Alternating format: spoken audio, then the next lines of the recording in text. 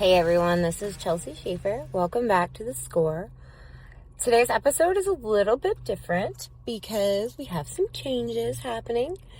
I am recording this episode from the parking lot at the old West Futurity before things get started on the day of the Futurity heading. And I have been a little bit everywhere in the last few months.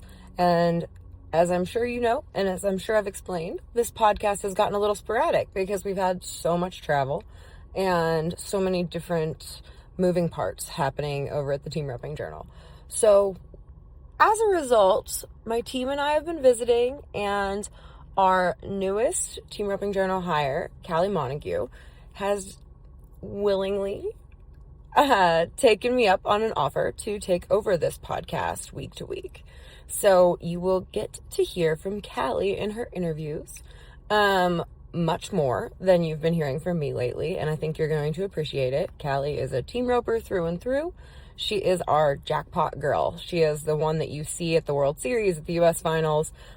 She is out and about with you. She ropes a ton. So you're going to get to know Calli on this podcast in the coming months, especially as the summer is rolling. She's going to be lots of places, lots of ropings, lots of jackpots, lots of rodeos, and you'll get to know her. You'll get to hear her interviews. She has a ton lined up already in the bank, so they're going to start rolling out quickly, and I think you're going to really enjoy it a little bit more regularly than I've been able to do it. But I'm not going anywhere. You're going to hear me on Old West podcasts. You're going to hear me on all sorts of stuff from events. If I have a great interview that I record, I'm going to give it to Calli to make sure she can use on the score. So I'm not going anywhere. I am still here at the Team Roping Journal. I just have been doing a terrible job of making time for you all. It has been 8 years of the score, which is crazy. Over 3 million downloads, I think, at this point. Tons of listeners who run into me, tell me how much they like the podcast. And that's why I want to make sure you all get to keep hearing the podcast, because I think we have a lot of cool things to offer, a lot of great different conversations. Calli is relatively new to the team, so she hasn't had as many conversations with the guys as I have. And I think that's going to make it a little bit better, because sometimes I run out of things to ask, or I know too many facts and forget to even ask the questions because I think I have it in my brain, but then the rest of the team roping world doesn't know certain things. So yeah, I want you all to keep enjoying the score, and Calli's going to keep things fresh around here. So to get it started, I thought I would talk to Calli for this episode so you can get to know her before she takes over officially. So this is my introduction for you all to Calli. This is not goodbye, because I'm not going anywhere, like I said, but you will get to hear from Calli every week on this podcast. And I appreciate the last 8 years of y'all's time. Now, enjoy.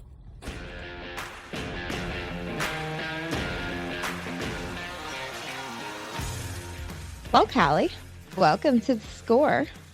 Thank you. Thanks for having me. This is an exciting day. Is it? Are you excited? I am so excited. I kind of had a feeling it was coming just based on some of our previous conversations, but yes, I am. The joke is just give me a microphone and I'll do the talking. So you're finally giving me one. So yes, I am excited. I am. So I told you we have been doing the score since 2018.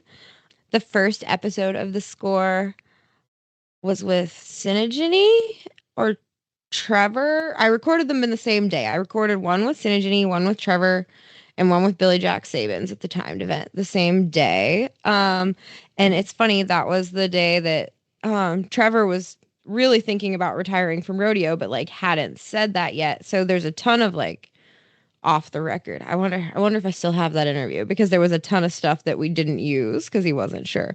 But so with that said, Calli, you are getting the reins to this podcast 8 years later. So I'm excited for you. Give us your backstory, Calli. How did you end up at the Team Roping Journal? You've been with us for almost a year, right? Almost, yeah. July 7th is a year, I believe. Okay. Yes. Wow. So happy 1 year anniversary by getting the Score podcast. So yeah, how'd you get here? So I won't go back too far as background stuff, just rodeo team ropes my whole life. Dad team ropes still to this day and just was always in the world. And so this was always a dream. I will say that like I didn't know jobs like this existed until I became like, that was always like, I want to work for them, but what are the options? Like I didn't know anything growing up. And so then I went to WT, so West Texas A&M in Canyon, which is where I currently still reside. And my degree is not even remotely in what we do. I guess my degree is in equine business, animal science, I think. And so I guess the equine part is, but didn't know better than to get like a marketing degree. I just was like, well, if I'm going to go there, I'll figure it out when I get there, I guess.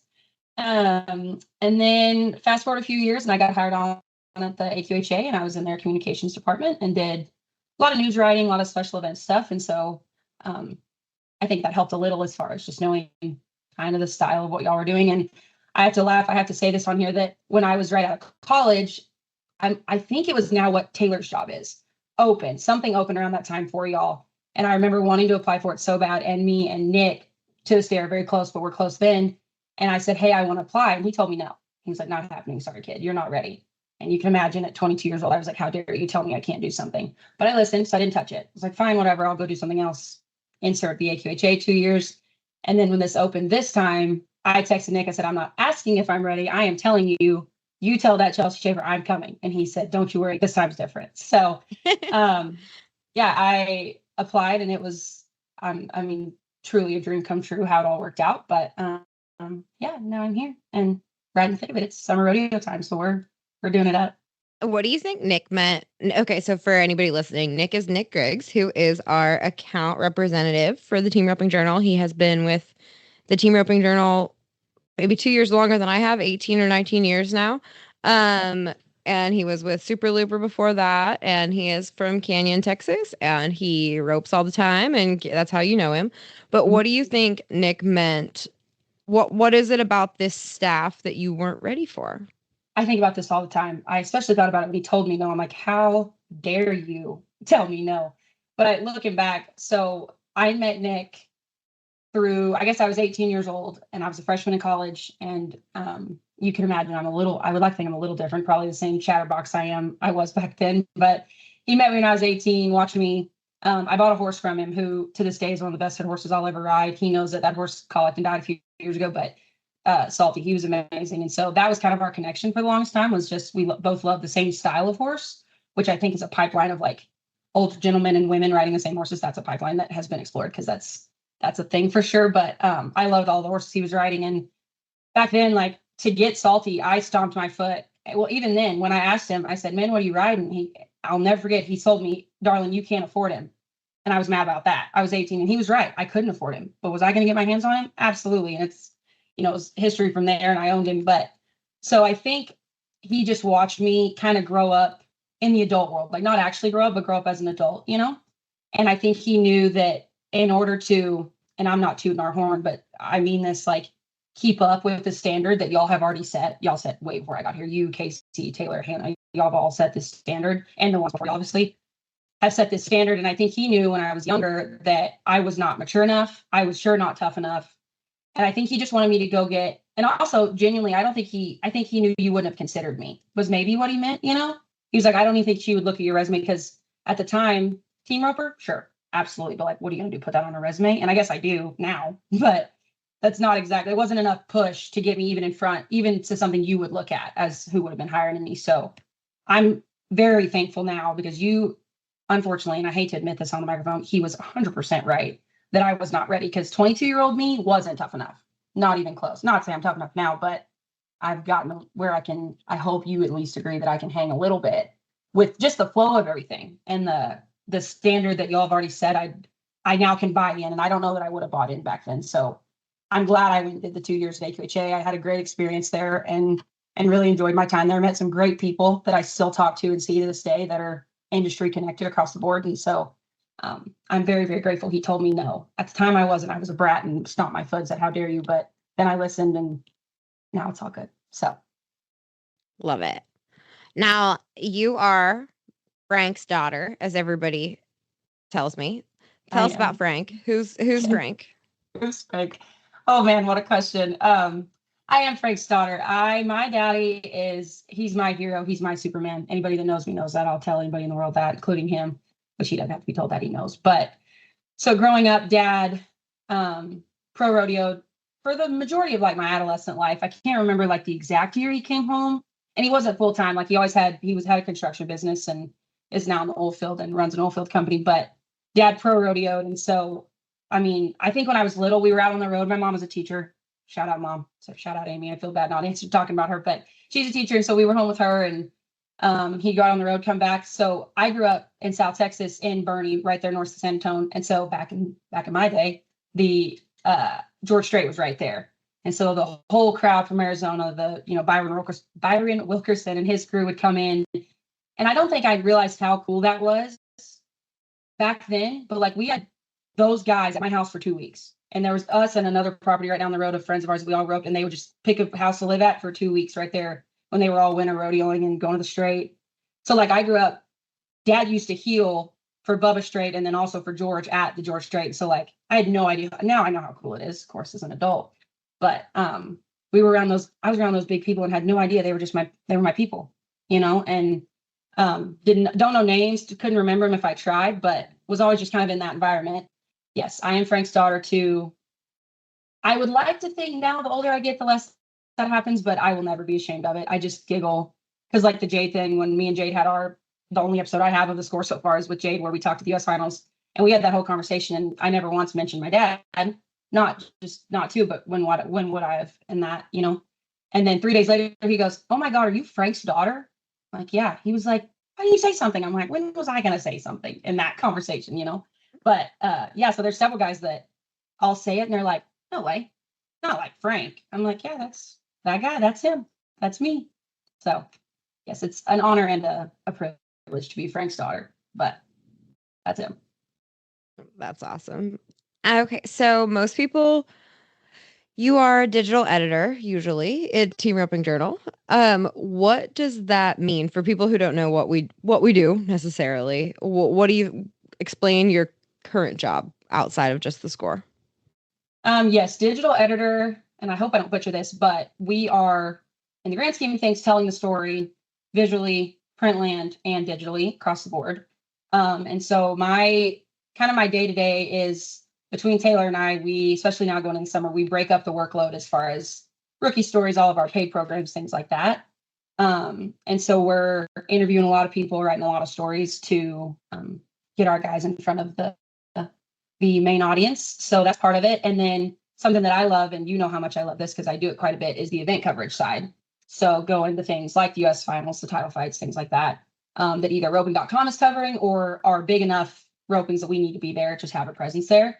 And I do love that. I've jokingly dubbed myself the jackpot queen because I'll sit at a roping all day long and I don't budge. I love it. So I'm just covering those, getting content, and my love lies in like telling those guys stories. I call it like my weekend warriors.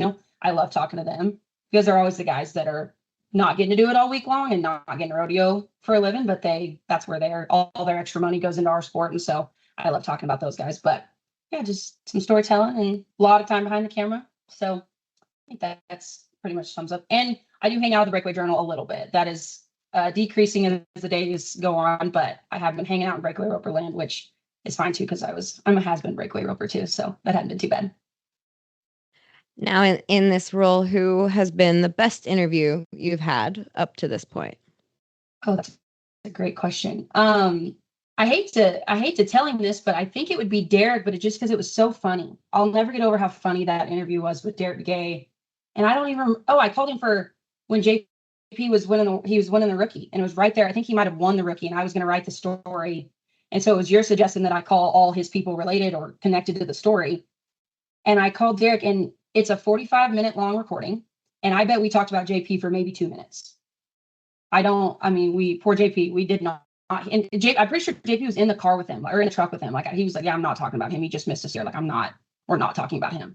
I was like, "Oh, that's crazy. That's why I called you for." He's like, "I don't care. Like, not happening." So, but it was just so funny. Like it was almost like I got interviewed, like he wanted, and that's fair because I never talked to him before. Yeah. So that's one that comes to mind. I will say all of my interviews from the finale, I loved dearly. You know how much I love that event. I've been going to that event since I was 15, and just to be on y'all's side of it and like the whole connection of it all. So like, I watch every rotation. I sit there and watch the whole rope, and then I watch the reactions of the short round. Then I go up and get to be the first one to talk to them. That whole event meant a whole lot to me. So all of those stories are pretty precious.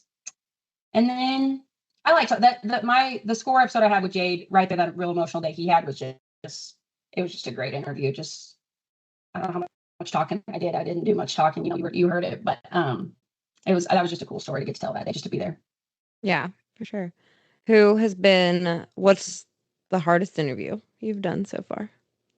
Man, it happened yesterday. That kid, God love him, that he was so fired up and ready to talk. It was for a WCJR. I was going to interview one of the, he's leading, I think, the healing or something. And he was very sweet, like no jab towards him, but he gets on there and man, he maybe said 4 words. And finally his mom you could hear her sit in the background, and she goes, "Hi, Calli, this is his mom." And I was like, "Okay, what's up, ma'am?" And she was like, "I'm gonna have to do a lot of talking. He just doesn't like to talk."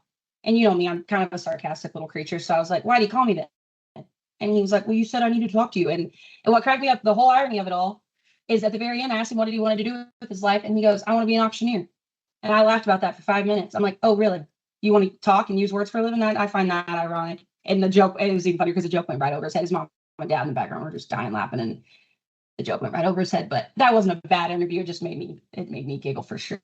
But I don't know. I've getting told no, man, that drives me nuts. I think I've proved that in this conversation, but I've been told no once, and I'm not telling a story, but you knew who it was. And I was like, "What do you mean no?" And didn't ignore me.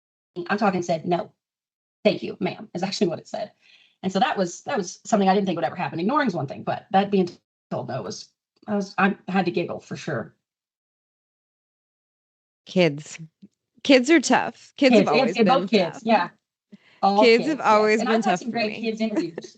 Yeah. See, I've had some good ones. Like they're not too bad. And just man, no, not that one that told me no, he was a kid, that. And then the one yesterday was, again, it wasn't bad. It was just funny that he was like, "Yes, ma'am, I'll talk whenever." I'm like, "Okay, cool." And then, which I get it. I've never been afraid of talking ever in my life, ever. Ask anybody. I haven't been quiet since 01. I was born in 2000. So I've never been afraid of it, but I understand that sometimes you stick a mic in people's face or tell them you're recording the phone call, and all of a sudden it's clammy and maybe we're not as chatty as we once were. So yeah.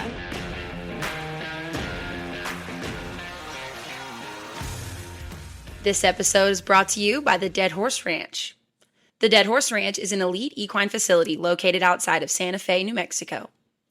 The property sprawls over plus or minus 6,100 acres and includes multiple houses, over 100 horse stalls, an indoor arena, and multiple outdoor riding areas. This unique ranch is turnkey and offers usability as well as upscale luxury. The Dead Horse Ranch is proudly offered for sale by Michael Gregory Jr. Real Estate. To see more, visit thedeadhorseranch.com. Now let's get back into the episode.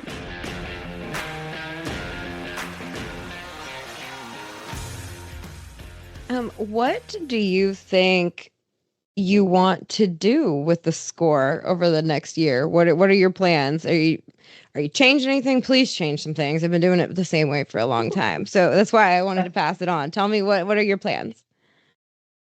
So we had this conversation on Monday, and I've been thinking a lot about it. And from a marketing standpoint, I just want to, this is going to sound goofy because you're asking me what new things I want, but genuinely, I told you this earlier, to market the good stuff we already have more.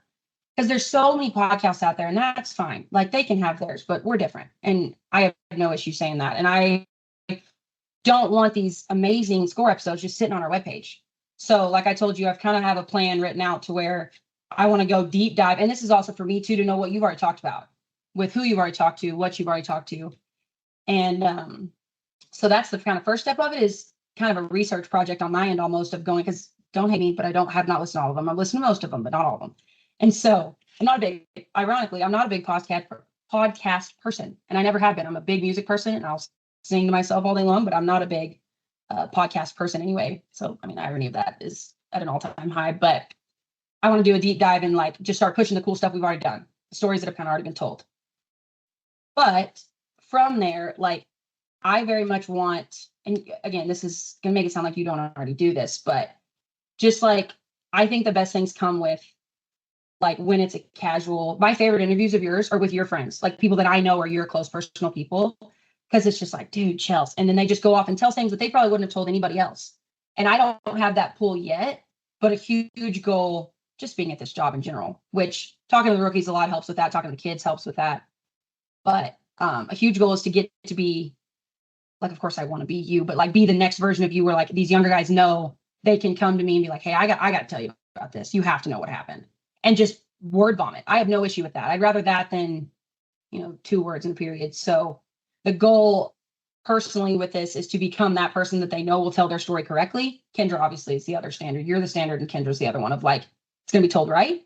It's going to be something that people can get behind and relate to and love, but also like it's going to be true and real. So I hope I just carry on that tradition. You've already done that. Amazing. But I'd like to carry that on. But I don't have any like new ideas. I've got some themes that I kind of want to pull in. I want to get to where, and forgive me for, again, talking about my jackpot people, but where we get to talk to more kind of guys that are doing it on the weekends. I think that's cool because we don't get to talk to them very often. Those guys that, are running, an electric company, and then on a Saturday at 10 a.m. at a Matthews in Hamilton, they win 30,000. Probably wouldn't hurt to start talking to them a little more just because they all have a story. And by golly, they will talk about it, most of them. So I really want to start highlighting a little more of that. And also just because we're World Series US people anyway. So that's kind of some short-term goals. But long-term, I just want to carry on the standard you've already set. But that's, for now, those are some preliminary plans. Who do you think your first guest is going to be? Well, I was just having this conversation actually, and I haven't talked to you about it yet, but I would like to call, speaking of Matthews, I'm a Matthews girl, so their opens are my favorite. But because of everything that's happening with the bug that has made its way across the Texas border already, and I think it'd be cool, and we've talked about this, we haven't talked to Chris Francis and Kate Passig since they won the BFI. And those two guys, I just love them. I mean, all their BS aside, I just love them. And I love to talk to both of them and pick their brains. I do it at Ropens all the time. Me and Stickle sit there and just break down a head horse, or I love to pick their brains just about their perspective of, they see thousands of team roping runs a month. And I want to pick their brain about that and just kind of how I'm not saying it needs to be about the border being closed, but I think it would be a cool conversation. Like, how's that affected their operation? Because now we're roping homegrown cattle only, which I think that was always their deal. But yeah, how has it affected roping numbers and just kind of pick their brains? And also, I know what they've been doing since 2018. So do you. But like, does everybody know what they've been doing since they quit rodeoing full time? And they're both dads now.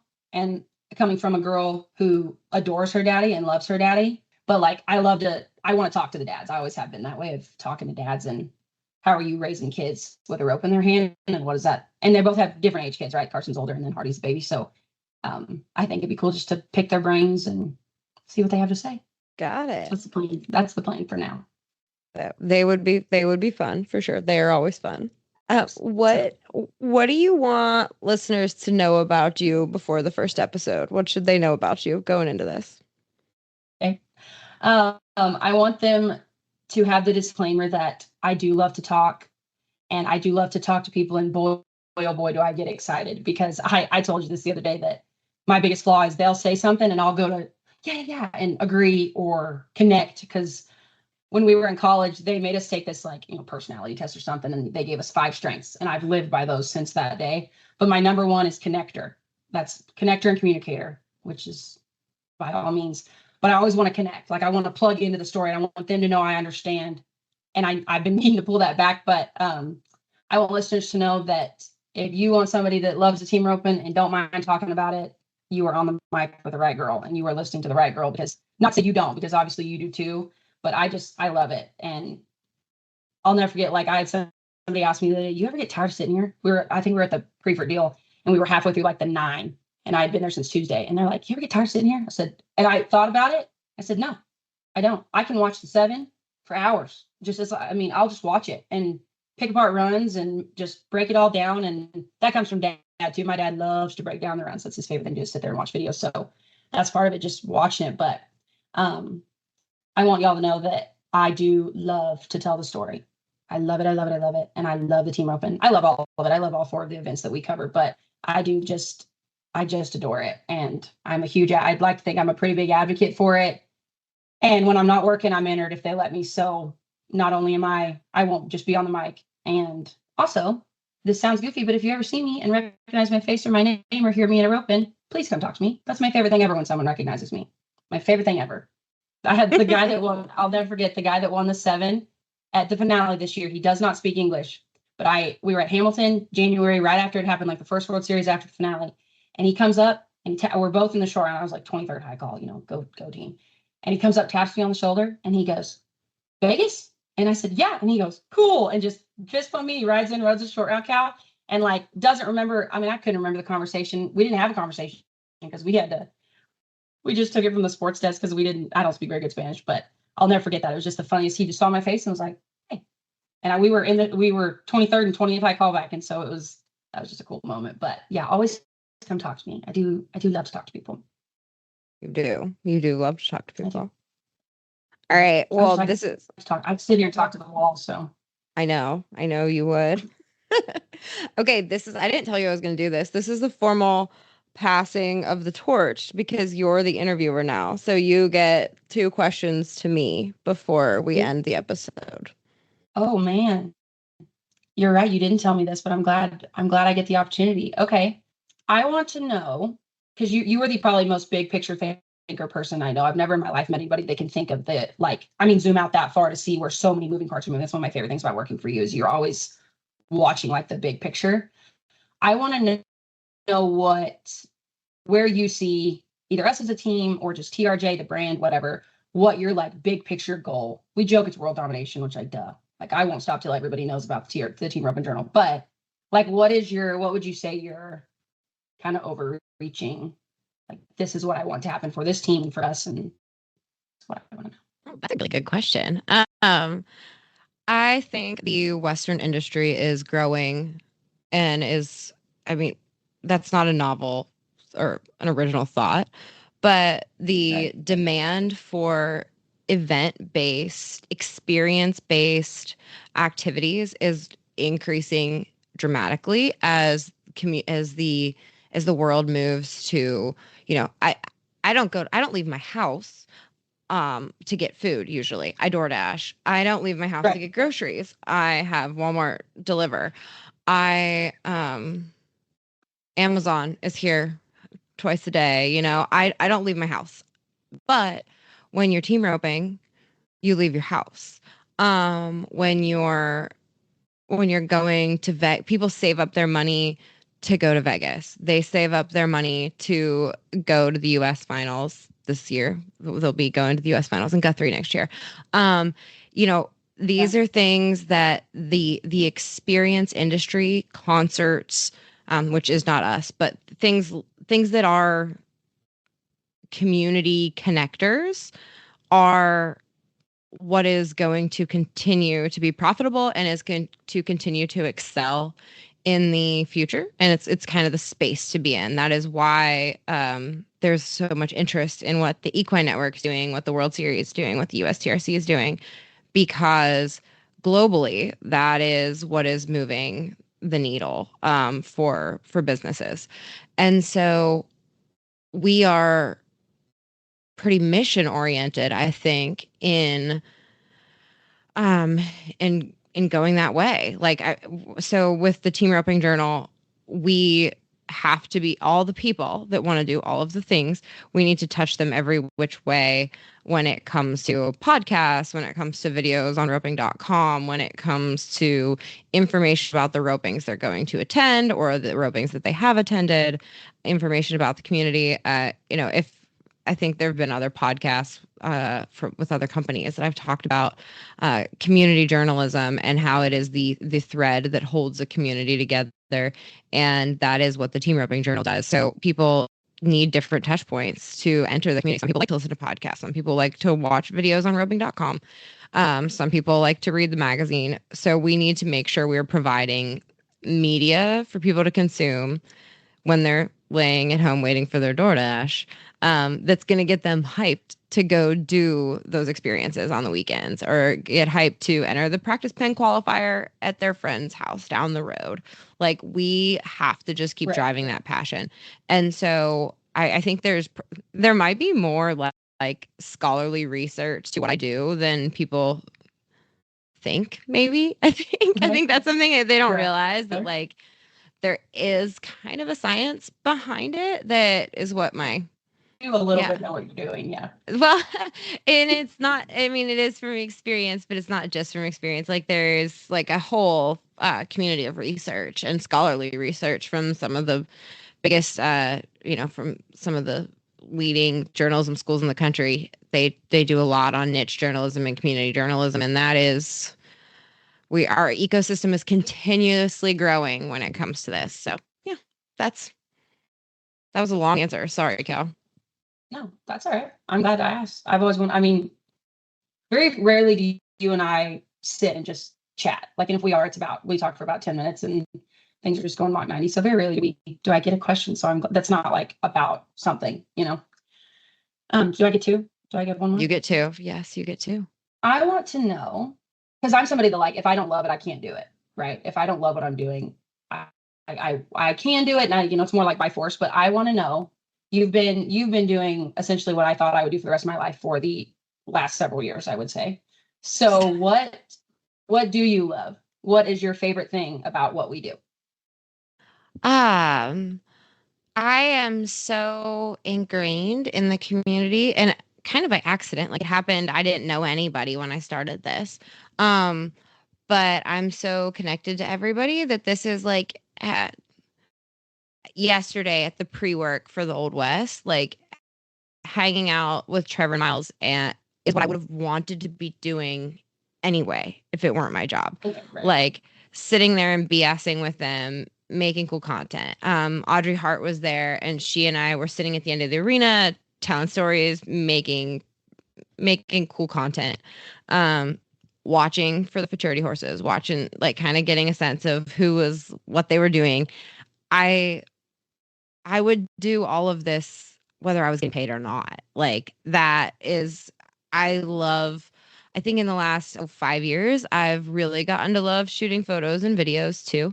And it's something different every day. It's like, it's a side quest at all times. If anybody knows me, like, I'm sure all of our team, like, you sent me an Instagram about how I'm like side questing all the time. Just like, yeah, you did. And I'm like, I'll be like, oh, I'm doing this. Oh, I'm in Oklahoma with Colin. Yeah, he has a sale horse to shoot. And here's all this, I'm going to make a TikTok that's going to get 1 million views based off of just happening to be there. And also, I'm going to get a dog while I'm there. Like, I love my side quests. Like, that is, I think I would be so bored. And that's a funny way to say it, though, because when we were in the office in Boulder, Colorado for the first decade that I worked here, literally the first decade, I was not side questing very often. Like, a couple times a year I would fly to Texas.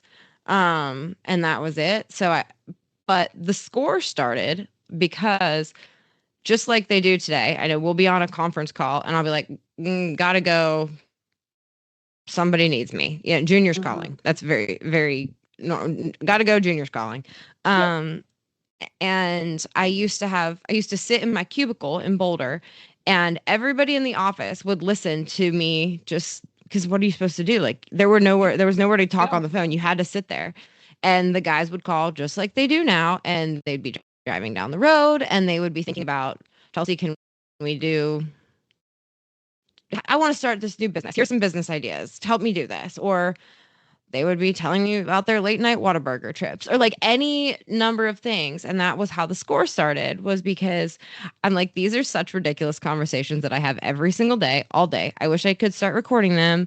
And that was just as, like, the Serial podcast, which is still my favorite podcast. Like, Serial had come out, and I'm like, oh my gosh, everybody, like, I need a podcast. So I guess the community, I keep going back to the community, is what keeps me doing this, and, like, constantly figuring out more fun ways to do it. Like, I tell you guys this all the time. And as much of a hard ass as I am as a boss, I think I'm like, this is supposed to be fun, guys. I get mad at you most when you're not making it fun. Like, we are not curing cancer. There are people out there who are like saving lives and having these really hard jobs. And we are making TikToks and writing articles about horses and talking about people winning money. Like, this is like, if you can't have fun doing this, I'm sorry. Like, you, Good luck. good luck. Yeah. Like, good luck. You better rethink some things. If you're not having fun doing this, you're doing it wrong. Like, this is supposed to be fun. So yeah, that's what I think. I love it. I can relate to you when you say this is what I'd be doing anyway. I tell people that all the time. They're like, man, how'd you get this job? Like, that's the coolest thing ever. And I'm like, man, I was going to be there anyway. They just gave me the mic and gave me the tools to do it. I told you that when you hired me. I'm like, guess what? I'm going to be there anyway.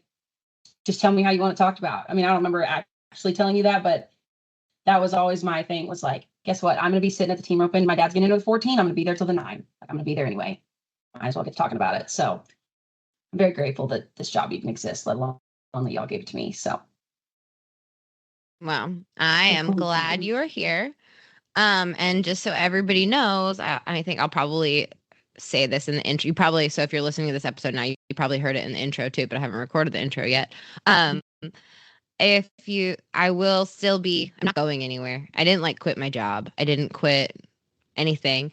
I just am giving Calli the chance to do the score. So I will be on a lot of the event episodes from the Old West. Those are going to be our next few episodes, are the Old West Maturity. So I will have a lot of the interviews from that, of the winners. And yeah, when I'm on site and we are doing winner interviews, you'll still hear me. There will probably be times where I will like just want to yap to somebody and I will yap to them, and just send it to you and be like, here, Calli, I did an episode for you. So I'm not going anywhere, but I am transitioning away from the weekly show. Yes. Passing of the torch. Passing of the torch. Thanks, Cal. Yeah. Good luck. Yeah, thank you.